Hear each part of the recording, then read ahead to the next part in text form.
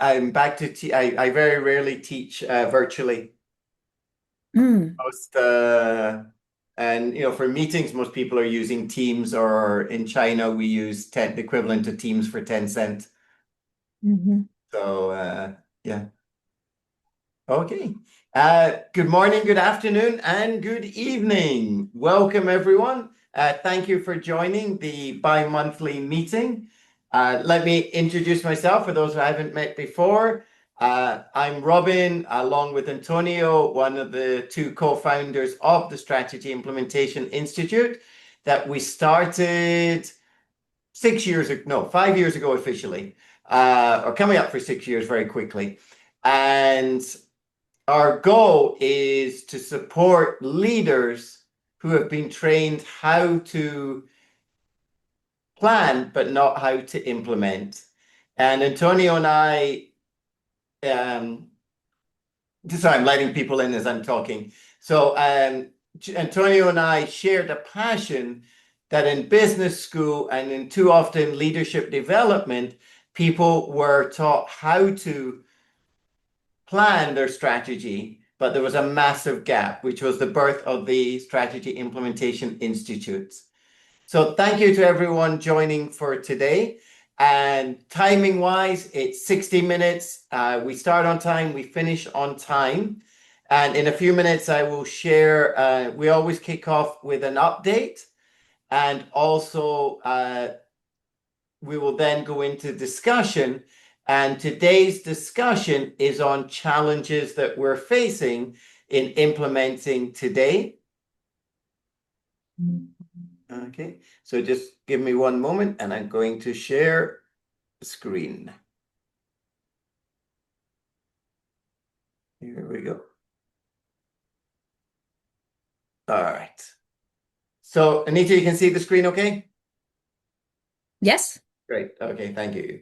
So this year we continue to experiment with sorry, I'm just going to let the others in. We continue to experiment with what works best for you as members, as our membership continues to grow, as do our certified strategy implementation professionals. So one of the tweaks we made this year is we introduced an exclusive strategy implementation professionals session, which I'll talk about in a minute. But we also have some other activities, so we decided to try and experiment and see how bi-monthly meetings rather than monthly meetings. So the next one will be at the end of the year in December. Please do enter your name that you wish to be called by, and also please do put in your location. Maxim and I were just talking. He's in Romania. Anita, are you at home in Vienna today? Yes. Yeah. Okay. So, in Codette, I don't know if you're in London, and Dave, and if you don't mind just where you are. Okay. So two things to share in the update for this month. October's not only do we have today's meeting, and we've got about a dozen or about 10 people on the call along with the note takers. Also on the 23rd of October at 8 p.m. Singapore time, and I don't know when you change the clocks, but it's going to be coming close. So it's either going to be 1 p.m. Central European time or 2 p.m. But we're also organized a ad hoc SIP exclusive. This is only available to those who are certified as strategy implementation professionals. And what SIP exclusive is Antonio and I open up our network and our knowledge, our references, and we share exclusively to the SIP members. So this is a benefit of being certified, and it's as I said, an ad hoc event when we feel there's something or someone of value that we want to give you that access to. And Kevin is kindly going to be joining us from America on that day. And Antonio and I will be hosting it. The other part of the SIP exclusive is it's for 90 minutes and always Antonio and I will both be there together. And then the other thing that I was working on the plane yesterday as I flew back to Singapore, we're also going to launch the pilot, the inaugural one, but quarterly, we're going to launch the Implement Quarterly. So, as another value for all members, not just professionals, but for all members, this will be 4 times a year. We're going to publish what's happening in the world of implementation. We're going to capture it. We're going to have use cases. We're going to have updates. Any changes to the body of knowledge or updates to the course, we'll also include in it. And Antonio and I have been working on that for the last few weeks, and that's going to come out before the end of this month. It's just about ready to go. It's just sitting on my desk. Hopefully, next couple of days, I will finalize that and we will get that out. So that's something new that we've introduced.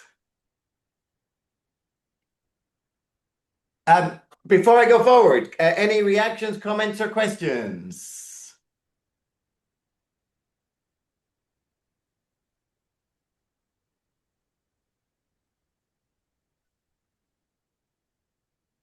I'm looking at those who have joined us today.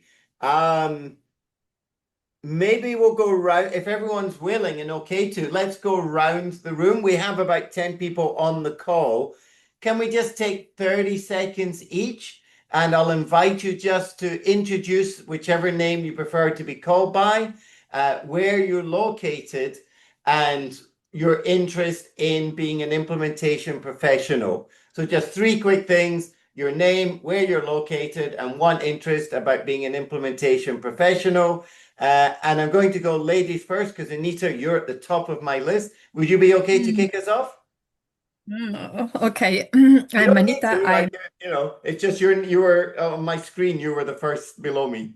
Yes, it's okay. So I'm Austrian. I'm currently located in Vienna, and my original background is project management. I'm a PMP, but I soon ran into change management, and my interest grew to transformation management and now strategy implementation.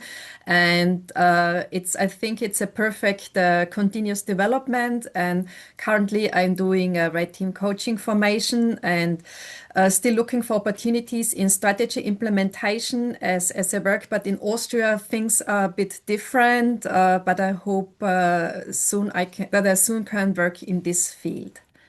Thank you. And obviously, we wish you all the best.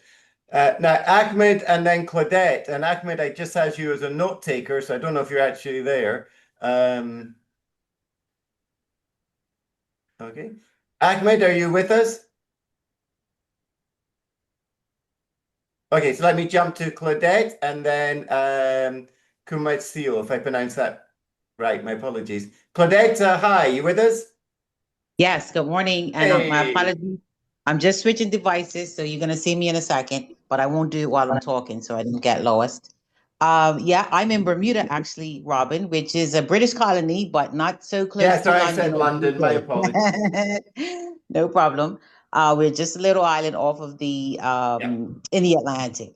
I have a history of being in the nonprofit sector, 20, 30-year history, running a nonprofit organization in Bermuda. I also have a dual role of coaching and training new leaders in the space as well. Right now, I'm retired from my post as an executive director, and I'm a project manager for the organization that I work for on a part-time basis. I also have acquired an interest in a local company, which is it's it's project management, but it's full business solutions on the island, and I am bringing strategic implementation to the team. And so I'm not only developed an interest in it, business interest, but I also work as a part of the team. And I'm very excited. I always look forward to these meetings. I was panicking this month because I was like, did I miss it? For those of you who are new, it's great to have a place and a space where you can speak about implementation, not strategic planning, which is important in of itself, but actually being able to put things into practice. And I will send my apologies in advance. I believe I'm traveling on the day of the next SIP meeting, which I always also look forward to. But I welcome those who are new as a part of this very important work that's being done. I have all the respect in the world for Thank you. That is Robin very and kind of including you. me. And also, I'm in early discussions about possibly being in Trinidad and Tobago next year. Okay. So I'll keep Okay. you posted if that materializes. Definitely do. Thank you. And thank you for your very kind words. And now my apologies, I'm probably not pronouncing your name correctly. Is it Kumatsio?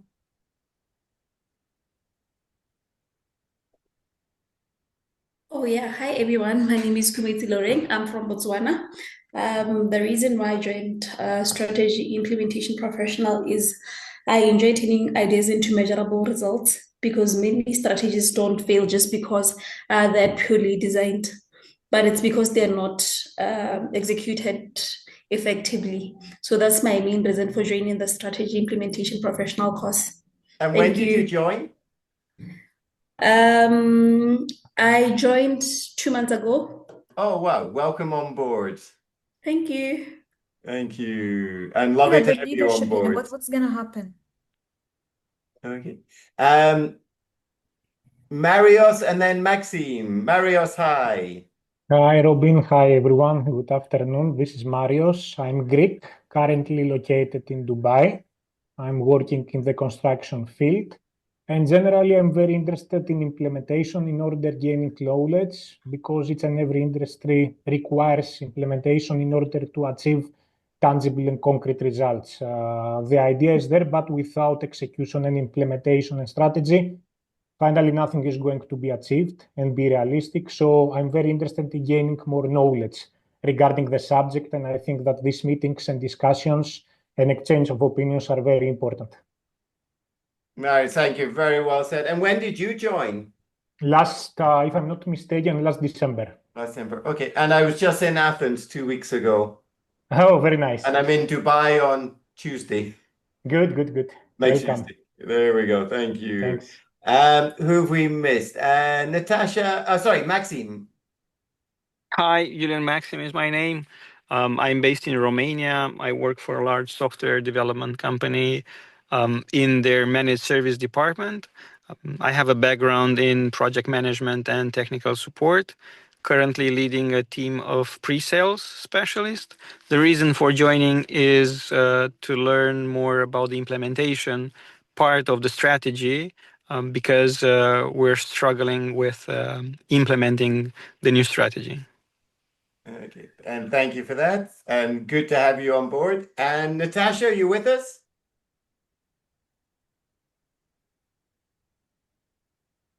Natasha? Yes. Hi, Hi, there. hi everyone. I'm Natasha. I'm based in Gaborone, Botswana. I work as a program and training coordinator, and I enrolled in this course to learn more about implementation as part of my job, dealing with.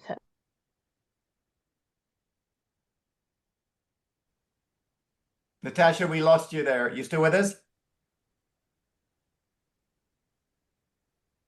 Okay, we've lost the connection.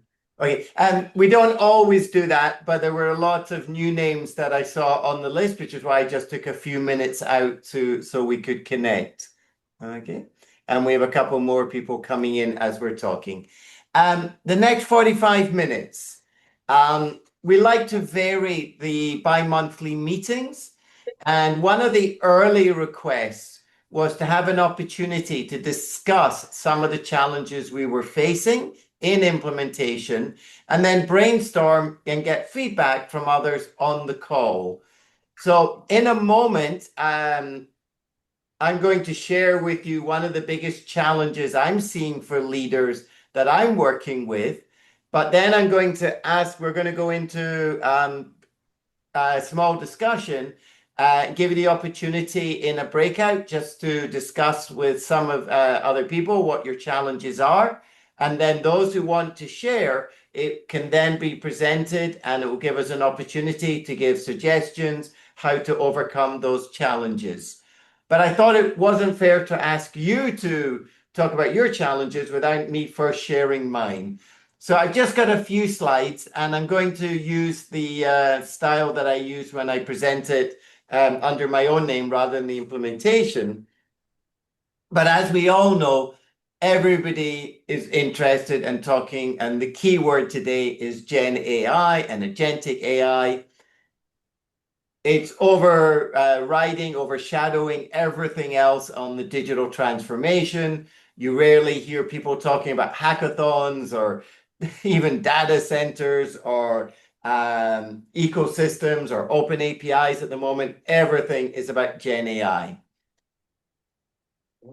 So just to share with you, one of the challenges I'm seeing is people are spending too much time in the wrong place.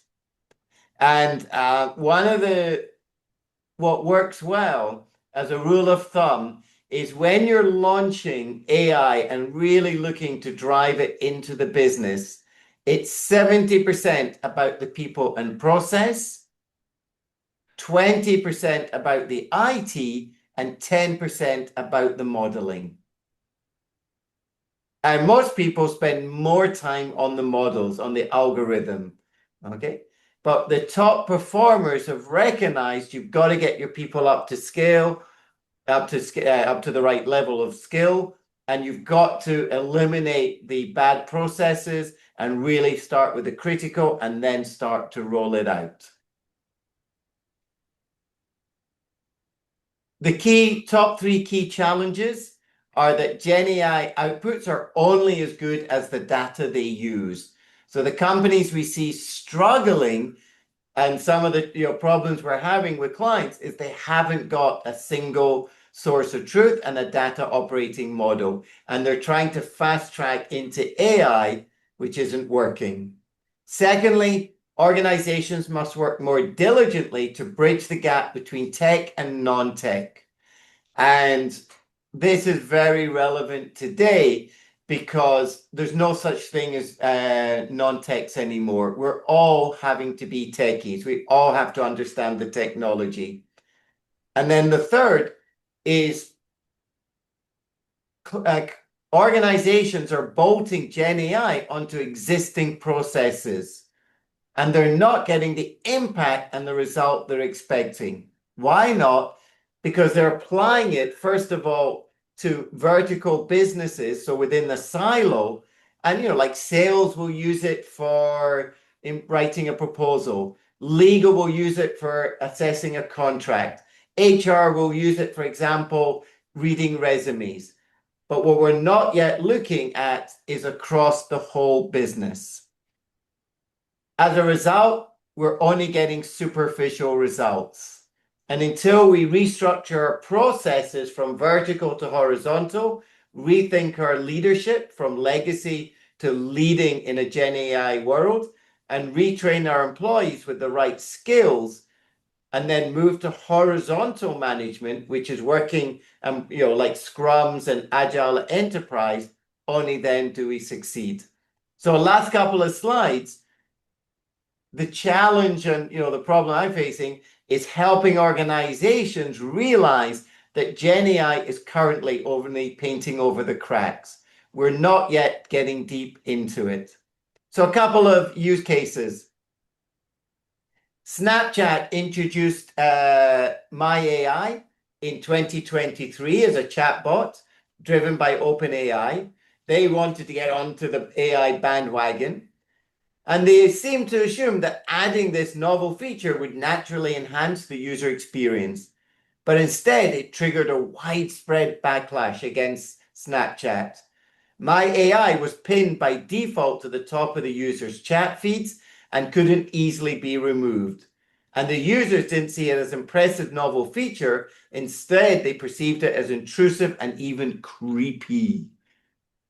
And they didn't want it watching their behavior. So it backfired on Snapchat. Nordstrom is a clothing company in the US that is known for its personal service. The famous story that launched part of their launch was a woman, you can return anything, even without a receipt.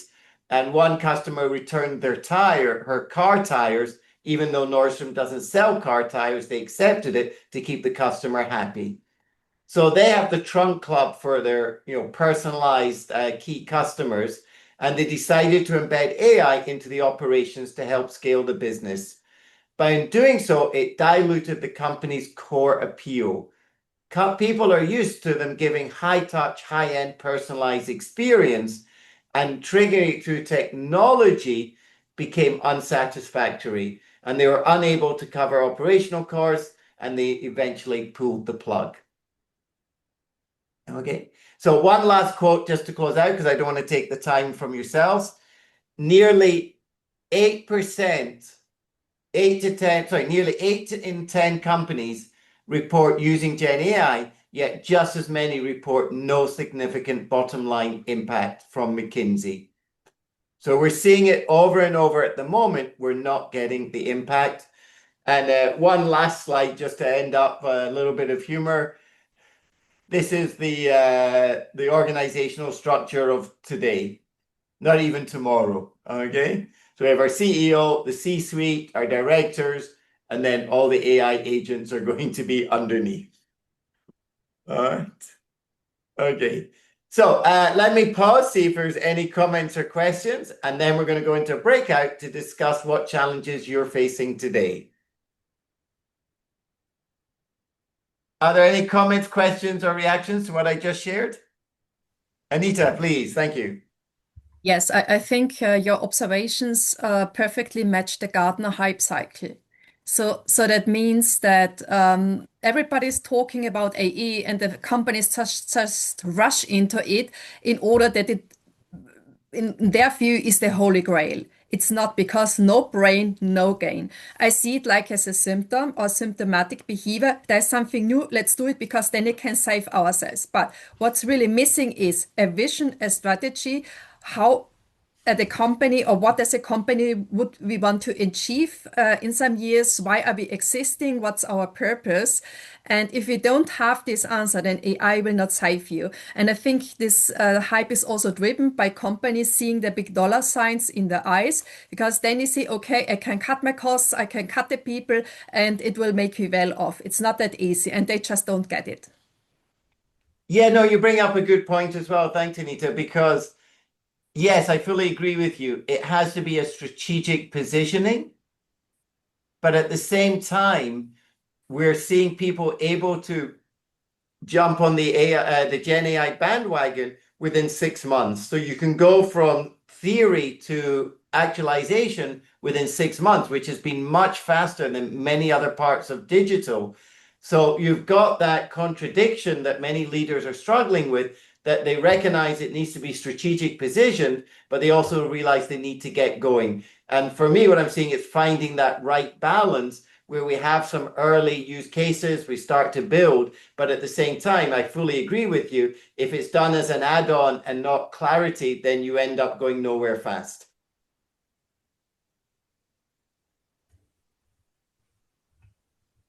Okay. All right, if no other comments, then go ahead, please. Yes, thank you. That is not something, although we're very small, that I'm experiencing. It's a lot less time in project management to do the analysis work.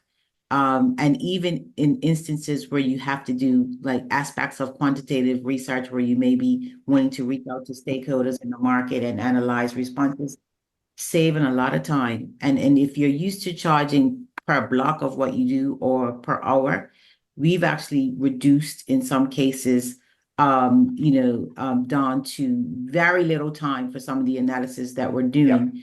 And because in one particular space, nonprofit, we're able to pass their savings on because we're not taking as much time. So I wondered out loud if people are adjusting, because I do believe, especially in a for-profit, you can still charge for the value of knowledge that you bring, but it might just take you less time. And so are you counting, the time efficiencies that you are saving and the capacity that you now have to perhaps do other things? And then the follow-up question is, where is the value add with that time? Are people just scrolling on their phone, or are they using it as value? Fully agree. Okay, thank you, Claire. Okay. So here's what I'd like to propose. I'm going to create 4 breakout rooms. And in the breakout, the question is, what is the key challenge are you facing today? And it will be as a first level discussion with a couple of people in the breakout. I think we've got about 12 if I ignore the note-taking comments. So it should be 2 or 3 people in each room. We'll keep it small. And I'll come and visit each of the rooms. The objective is, what is one key challenge you're facing today, to have a high level first discussion. And then if there's a key topic that somebody wants to then bring to the whole group, we'll close out on that in the last 10, 15 minutes. Does that agreeable with everyone? Does that work? Yes. Yeah. Thank you. Okay. So I'm going to set up 4 rooms. So it should be 2 or 3 people in each room. I'll take out the note taking and I will come and visit each room as well. So straightforward, I'll just say once again, we have a 15-minute discussion. What is a key challenge in implementation? Sorry, I should emphasize that, in strategy implementation that you're facing today. So my earlier one was helping senior leaders understand how to implement Gen AI, that it's only creating superficial results and what they have to do to really cement it into the business. And thank you to Anita and Claudette for their inputs on that as well. Okay, so here we go, 15 minutes for the people in the room. What is one key strategy implementation challenge you are facing today? And the rooms are open.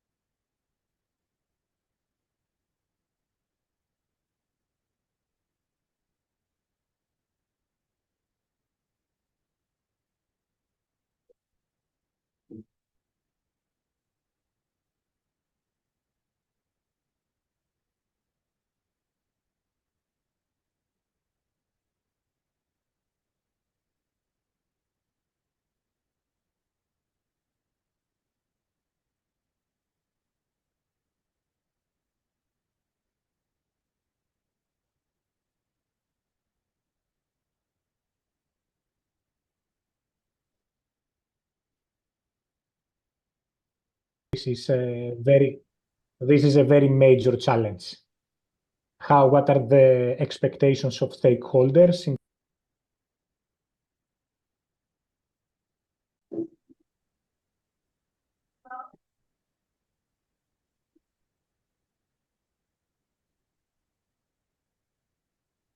Hi, everyone.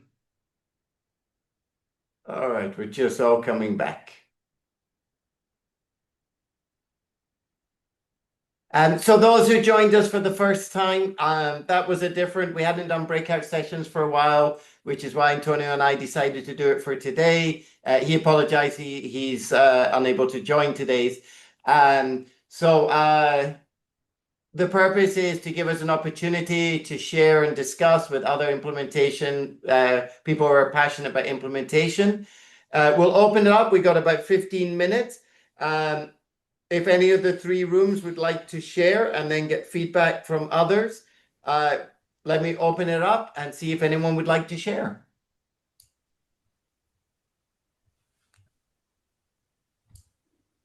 I can start, Robin. Yes, Oh, all right. Sorry, Claudette, ladies first. no, it's fine. You can go first.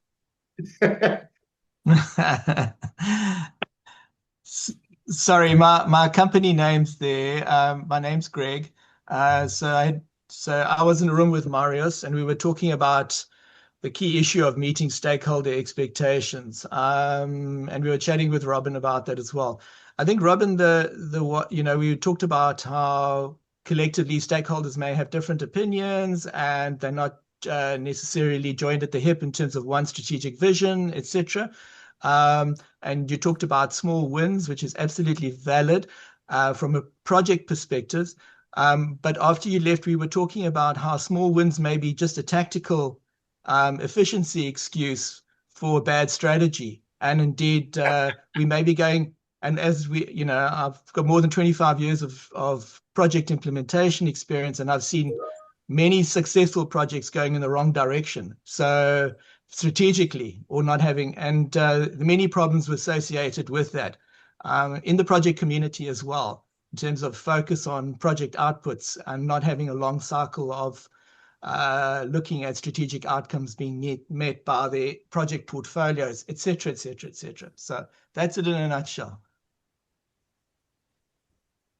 Okay, so I'll add, Greg, I'll add my comment to that one. Not on the other, I mean, isn't amazing that we're still the same challenges. And don't get me wrong, because I now have 3 companies on implementation. So the fact that leaders keep messing it up, I'm happy about, but they still, and the other critical thing in the research Antonio and I have done is, and this is not going to surprise you, but yet we don't do it, is the top leadership alignment in terms of both thinking and what they're driving. And the CEO and the C-suite consistently reinforcing, beating the drums, just hammering in the same message so every part of the business understands. And you were using the term the business architecture, what that blueprint looks like, what does it mean to the business. So to complement the actions, and then to make sure it's not just a bad strategy, I would reinforce, Greg, it's that and Mario, it's that constant reinforcement that we're all aligned, we all understand why we're doing it, what we're doing, and where we're going. And that just doesn't happen. We have different leaders communicating different messages. I mean, for example, in the book, it tells you in the body of knowledge, MIT research tells us that it's up to 48% of senior leaders are sharing different objectives. They don't know the organization's top 3 strategies. That's 1 in 2 leaders not knowing what's important. So absolutely agree with you, Greg. Well presented. Thanks, Marius. Thanks, Robin. Thank you. Marius, do you want to add anything to the conversation, or do you want Natasha? No, it's fine. It's fine. Thank you also very much for your opinion and your feedback. All right. Okay. Thank you. Thank you, Greg, Marius. And Natasha, you were going to share? Yes, I was with Claudette and Muluki. So we did talk about one of the challenges being, organizations failing to incorporate strategy into the day-to-day operations, and also highlighting that, after the strategy has been done, it seems to be, left behind, and people focusing more on, the day-to-day tasks or business. And then we also did talk about communication from leadership, and also, following through. There seems to be a challenge because our employees as well seem to just, forget about it, or not, do what they're supposed to do when it comes to, implementing those plans or tasks to drive the strategy. And we also talked about, having a great team, but not being able, or not being accountable, or showing up when it comes to contributing or working towards the strategy. So thank you. My team will add if need be. Thank you. And you mentioned a keyword right at the end there that I have to reinforce because I still bury my head because not enough companies do it. And Natasha used the word accountable. And, Yes.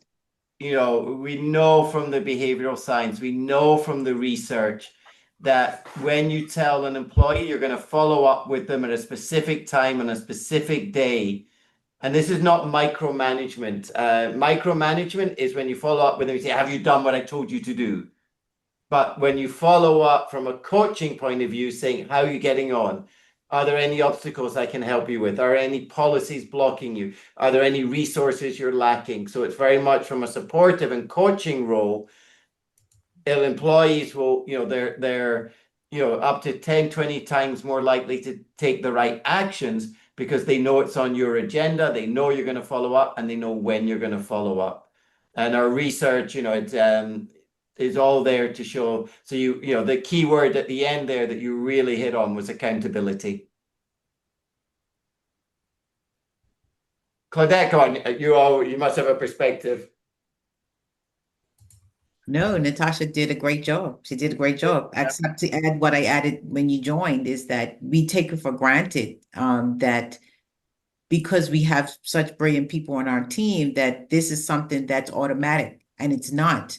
I remember one of our we outsourced some CFOs, and he came, and one of them came to the meeting. Is like, well, I'm waiting for you. No, not waiting for you. He was waiting for, what he had to do next to jump out of the sky. And it's like, what? Like you're thinking that, okay, unless somebody is really, really self-directed and tuned in and understand connecting to strategy, and rarely do you get that type of person, but you actually need somebody on the team who is at least one who is focusing on strategy and alignment with, and implementation. It's not going to come from other people whose interests are, in other places, right? Or even keeping the norm. That's right. Serving the That's right. status quo. Yeah. Okay. Natasha, Claudette, thank you. Anyone else want to share?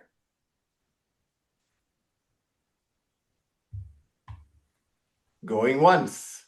Going twice. I think Maximilian's case was quite interesting because I was going through the framework, and I also see here a kind of lack of alignment, but also prioritization. And this is maybe the main, the root cause of your issues you're having, that the ambidexterity you need to manage, like running the business and changing the business. People prefer running the business and put less effort in changing the business. And it's also like kind of senior leadership, top-down communication, alignment, supporting people, and also see like what do they need from me, like capabilities, abilities, qualifications, other support, and at least like a clear directive that changing the business is our prior one. And I think this should be communicated. Because everything else, the purpose, the strategy, they know, and they also have the freedom to decide what to do. And I think you also need to find positive role models and lighthouses there for people to show that's working. It's communicating, going to people, approaching to people, and assisting them. I don't know if you see it otherwise, or like Mohammed, who was in our group. So anything to add, Maxime? Because No, it it's was just your case. I think I need to finish the course. So maybe I can jump in then, Maxime, because we got a couple of minutes left. Anita triggered a question.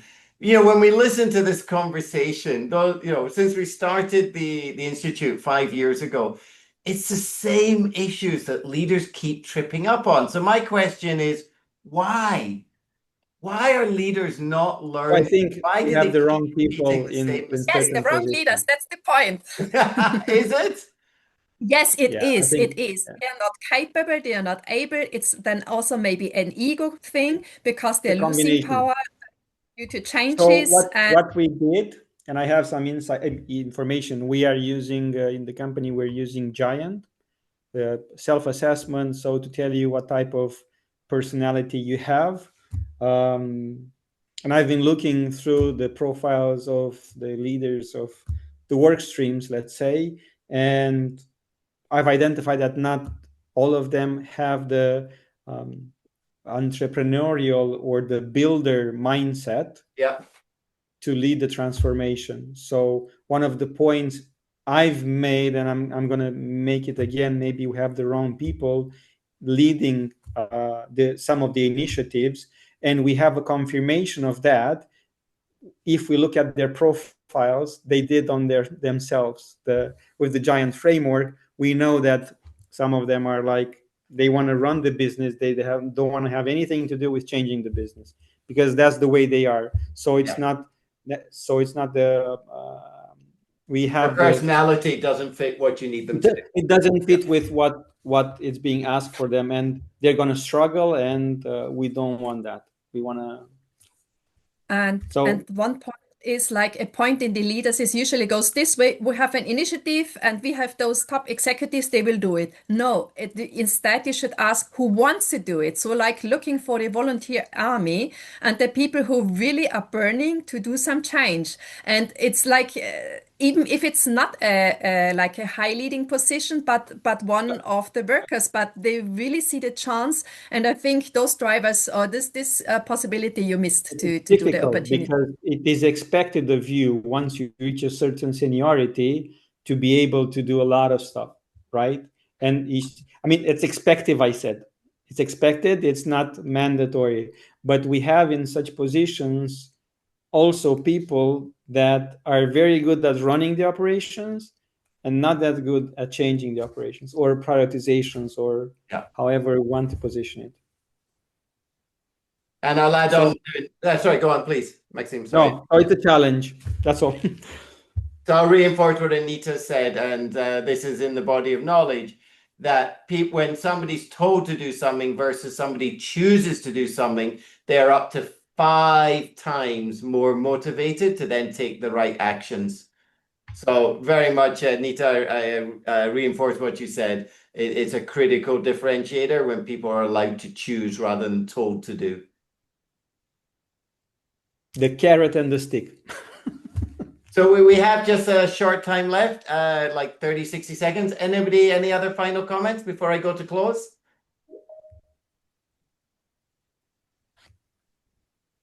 Okay. I will add one final element that I've added into my implementation presentations these days. The top performing companies, when I reflect myself, when I'm fortunate enough to work with the high performing companies, there's one other element that I've added. It's not in the body of knowledge. We may add it later this year or next year, but they have fun with it. They also make it, they go beyond the usual challenges. Then they craft it and they come up with names and ways of doing it that make it fun to be participated in it. And it's a part of it. I've got more and more use cases I'm building on that. At some point I may do it as an article or include it in the body of knowledge, but it's something I've been developing more recently. And talking about, sorry, yeah, please. Yeah, and this is the point about engagement, because like as it is in the book, more than 60, like 2/3 of people are not engaged anymore. And this is what it exactly is. Have fun, make it as like an adventure experience, overcome the fear. It's a journey. It will be a crazy journey, but after the journey, we will really have achieved something. Have fun, and it's like the community thought. Thanks, Anita. To everyone, we start and finish on time, so we're going to wrap it up. Wonderful to meet all our new members. Welcome on board. The next meeting will be for the month. The bi-monthly is in December, early December, and 23rd of October is the SIP exclusive, Strategy Implementation Professional exclusive. This recording we put up on our YouTube channel. The link goes out on the LinkedIn Strategy Implementation Institute LinkedIn. So I'll post it once it's up and ready by tomorrow. To everyone around the world, it's such a delight. It's a pleasure always meeting. Thank you to everyone. Have a wonderful afternoon, evening. Thank you. Bye. Thank you. Bye. Bye. Thanks, everyone. Bye. Cheers, Robin.